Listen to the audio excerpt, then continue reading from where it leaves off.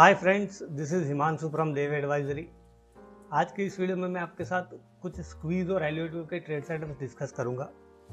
और कल जैसे हमने डिस्कस किया था, निफ्टी जो है वो एक स्क्वीज में है और हमारी जो मिनिमम एक्सपेक्टेशन होती है वो होती है 1.5 ATR से 3 ATR का मूव हम एक्सपेक्ट कर सकते हैं। और कल हमने देखा था कि 15,965 968 के आसपास ये 1.5 ATR का मूव था। ये जो बीच में जो लाइन है दैट इज 20 EMA लाइन, और जो अपर बैंड है कैंडल चैनल का उसको टच किया है यहाँ पर। और आप यहाँ पर देखोगे तो ये येलो डॉट था, अब रेड डॉट हो गया। That means high compression squeeze थी, अब मिड कॉम्प्रेशन में कन्वर्ट हुई है। दैट मीन्स कि वॉलेटिलिटी जो है वो बढ़ रही है। वॉलेटिलिटी किस तरफ एक्सपांड हो रही है तो हमें मोमेंटम ऑसिलेटर से यहाँ पता चल रहा है। Momentum oscillator is above zero. That means कि अब ये स्क्वीज है ऊपर की साइड में धीरे धीरे फायर हो रही है। और कल वीकली क्लोजिंग भी है, तो फिर क्या है कि वीकली में आज जो हाई है उसके ऊपर क्लोज देने का ट्राई कर सकते हैं बुल्स। तो यहाँ पर अब क्या है कि धीरे धीरे मोमेंटम बढ़ रहा है। कल भी मैंने आपको बताया था कि Nifty is in a buy on decline approach आपको रखना चाहिए। और दूसरा इंपॉर्टेंट पॉइंट है, it is in a strong up trend. That means monthly and weekly RSI is above 60। So यहाँ पर क्या है कि अब 16,000 को क्रॉस करेगा, वो एक साइकोलॉजिकल हर्डल है। 16,000 के ऊपर जब भी एक क्लोज आएगा तो फिर क्या है कि मोमेंटम अपसाइड में धीरे धीरे बढ़ सकता है। अब हम यहाँ पर देखते हैं बैंक निफ्टी को।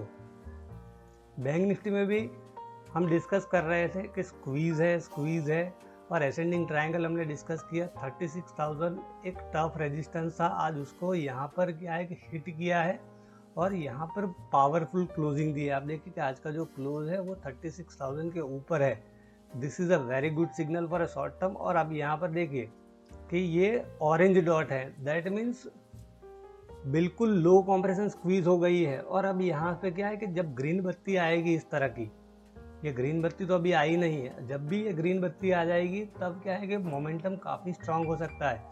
और यहाँ पर मोमेंटम ऑसिलेटर जो है या तो मोमेंटम इंडिकेटर आप बोलो, उसका जो स्लोप देखोगे आप यहाँ पे देखिए कि एग्जैक्टली जीरो के आसपास सपोर्ट लेके ऊपर जाने का ट्राई करें, and this is a very good signal.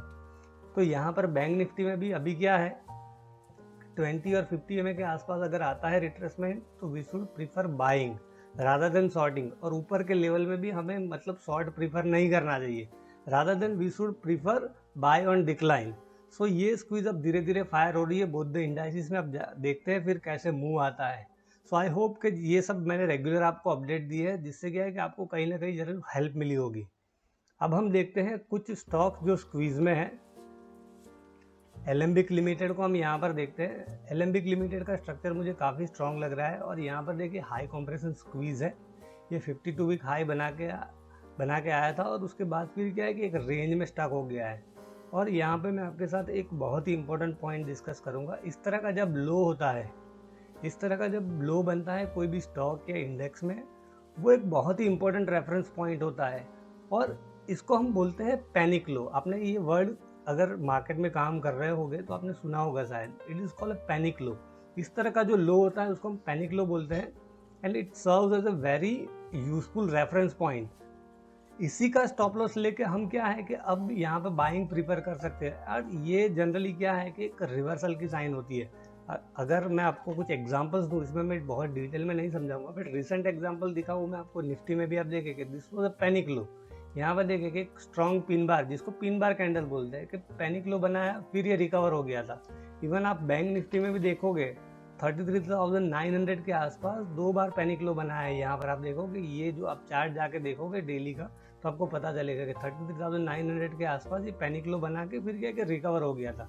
Similarly यहाँ पर एलेम्बिक में भी उसी तरह की पैटर्न है और ये एक यूजफुल रेफरेंस पॉइंट होता है। यहाँ पे क्या है कि कई सारे वीक हैंड जो होते हैं वो निकल जाते हैं। इवन मैंने आपको साथ डिस्कस किया था अबाउट इंडिया। अबाउट इंडिया में भी यहाँ पर देखिए this was a panic low, ये स्टॉक स्ट्रॉन्ग चल रहा था, then there was a sudden reversal. फिर क्या है कि this is called stop loss hunting भी हो सकती है, या तो फिर कुछ वीक हैंड्स को निकालने के लिए भी हो सकता है। These are we call shake out and fake out moves.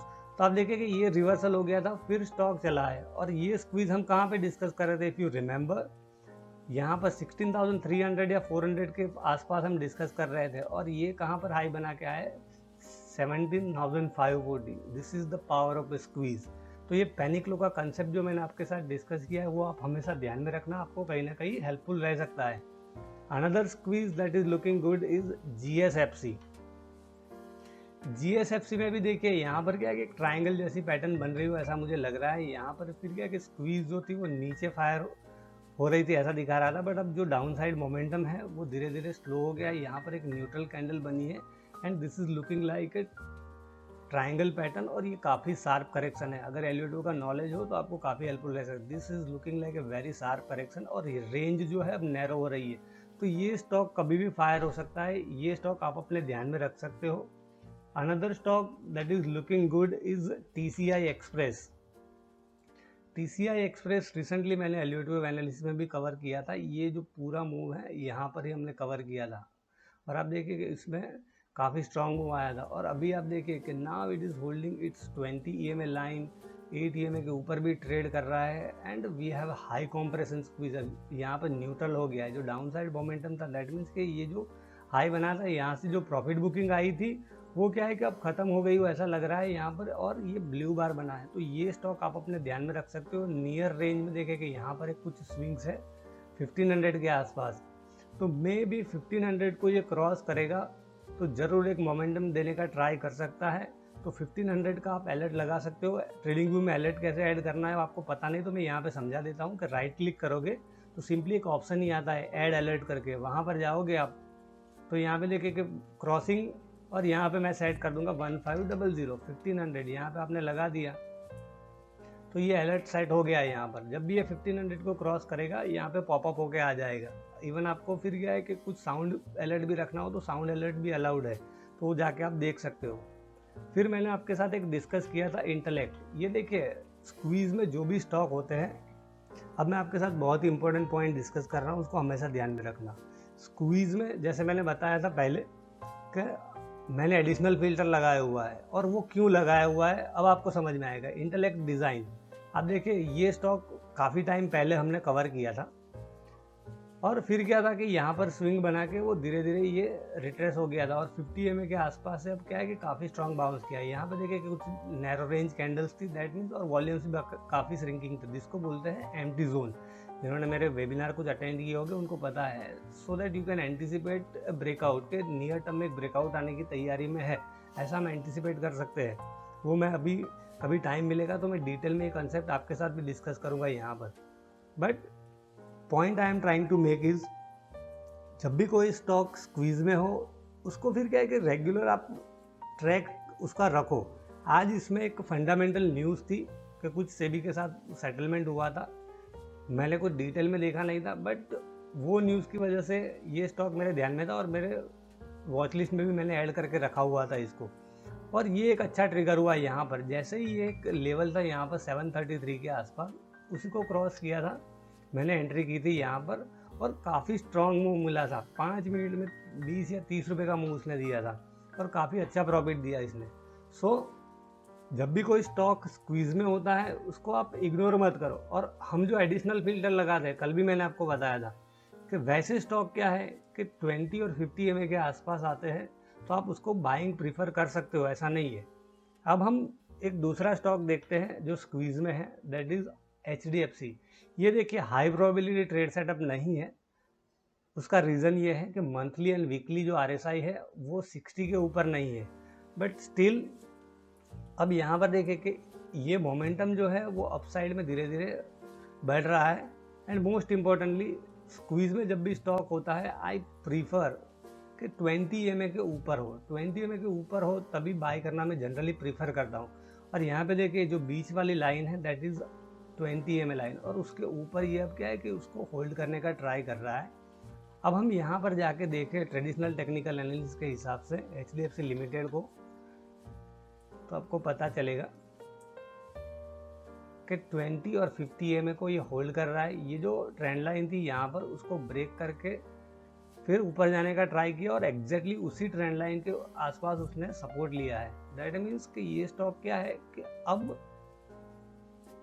Weakness जो है, या तो बोले कि सेलिंग प्रेशर है, वो थोड़ा एग्जॉस्ट हो गया है, ऐसा हम कह सकते हैं. यहाँ पर क्या है आइडियल स्ट्रेटेजी ये हो सकती है इसमें डायरेक्शनल ऑप्शन बाय नहीं कर सकते, बट हम पुट क्रेडिट स्प्रेड कर सकते हैं। यहाँ पर देखिए कि एक जो लो है दैट इज अराउंड 2450, तो हम क्या कर सकते हैं कि 2450 के पुट, अगर आपके पास इनफ मार्जिन वाला अकाउंट है, यू कैन राइट 2450 पुट्स, और फिर यहाँ पर देखिए कुछ स्विंग है दैट इज अराउंड 2350, तो कोई ओवरनाइट ज़्यादा लॉस ना आ जाए उसके हिसाब से deep out of the money आप बाय कर सकते हो, यहाँ पे राइड कर सकते हो, और यहाँ नीचे के पुट आप बाय कर सकते हो, राइट।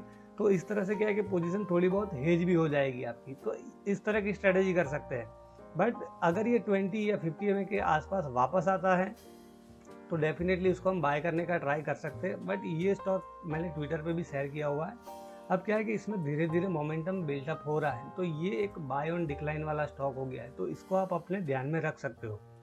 अब हम देखते हैं कुछ स्टॉक्स जो एलिवेटर के हिसाब से मुझे ठीक लग रहे हैं, वो हम देखें तो फर्स्ट इज क्यूमिंस।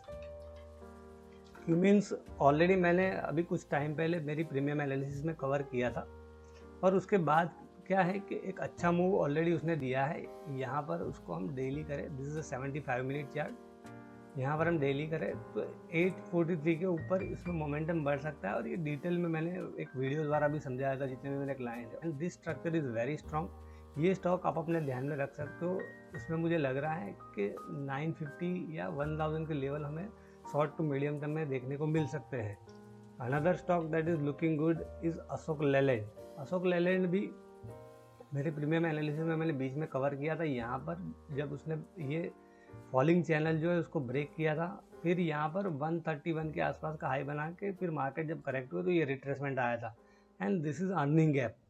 यहाँ पर जब उसका रिजल्ट आया था ये गैप अप ओपनिंग थी, और जब भी ये हाई क्रॉस करेगा 129.50, ये हाई है उसका जो जिस दिन उसने नंबर पोस्ट किए थे, जब भी ये हाई क्रॉस करेगा एक अच्छा मोमेंटम कर सकता है, और मेरे ख्याल से ये स्ट्रक्चर बहुत ही स्ट्रांग है। 145-150 के आसपास जा सकता है।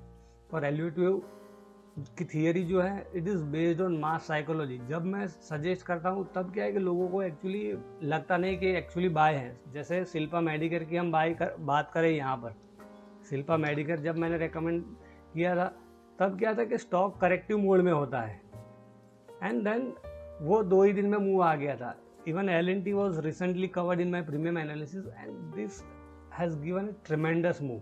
और ये सेटअप क्या है कि कोई भी टाइम फ्रेम में आप ट्रेड कर सकते हो। This is a setup one by. ये सेटअप वन बाय है। फोर्थ वेव का करेक्शन कंप्लीट हो जाता है और फिफ्थ वेव के लिए हम ट्रेड करते हैं, that is called setup one by. और L&T में देखिए यहाँ पर मैंने बाय सजेस्ट किया था 1512 के आसपास, और मेरा पॉइंट ये था कि ये फोर्थ वेव करेक्ट मतलब कंप्लीट हो गया है यहाँ पर।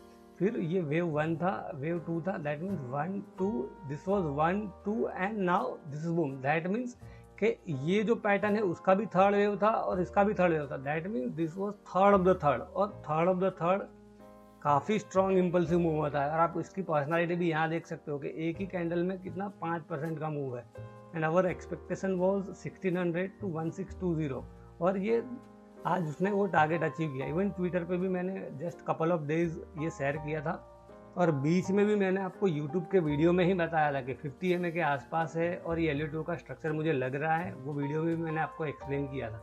तो ये L2 के ट्रेड सेटअप आप कोई भी टाइम फ्रेम में काम कर सकते हो। जैसे MCX में एक अच्छा सेटअप था आज, MCX में 15 मिनट में एक अच्छा सेटअप था। आप देखिए कि MCX में मैंने ये ट्रेड लिया था यहाँ पर, और आप देखिए this was the setup, similar setup. Fourth wave का मतलब यहाँ पे कंप्लीट हो गया है एंड फिफ्थ के लिए जा रहे हैं। यहाँ पर डबल बॉटम जैसी पैटर्न लग रही थी, this was A B and C, और यहाँ पर ये BTS टीम भी मैंने रेकमेंड किया है, और ये स्टॉक काफ़ी स्ट्रांग लग रहा है। उसका आप स्ट्रक्चर यहाँ पर देखोगे MCX का काफ़ी वॉल्यूम के साथ बढ़ रहा है, और अभी एक्सचेंज के स्टॉक सभी बढ़ रहे हैं। वीडियो थोड़ा भले लंबा हो रहा होगा, बट चीज़ें को क्या है कि हम थोड़ा डिटेल में समझेंगे आज। यहाँ पर आप देखिए कि ये एक अच्छा सेटअप यहाँ पर लग रहा है, और मेरे ख्याल से ये वीकली में L2 का स्ट्रक्चर है। मैं ज़्यादा उसमें डिस्कस नहीं करूँगा, यहाँ पर मैं आपको बताऊँ वीकली करूँगा तो आपको पता चलेगा। कुछ लेबलिंग मैंने बीच में करके रखी थी यहाँ पर, ये डेली में एक बार पहले ट्रेड लिया था उसका है, बट वीकली में मुझे ये लग रहा है this is the fourth wave correction और फिफ्थ के लिए जा रहा है, और मेरे ख्याल से 1900 के आसपास ये stock short to medium term में जाना चाहिए। तो ये स्टॉक काफ़ी स्ट्रांग लग रहा है जिसको आप अपने ध्यान में रख सकते हो। सो आई होप फ्रेंड्स कि ये सब चीज़ें जो मैंने आपके साथ डिस्कस की है वो आपको ट्रेडिंग में हेल्पफुल रह सकती है। Thank you.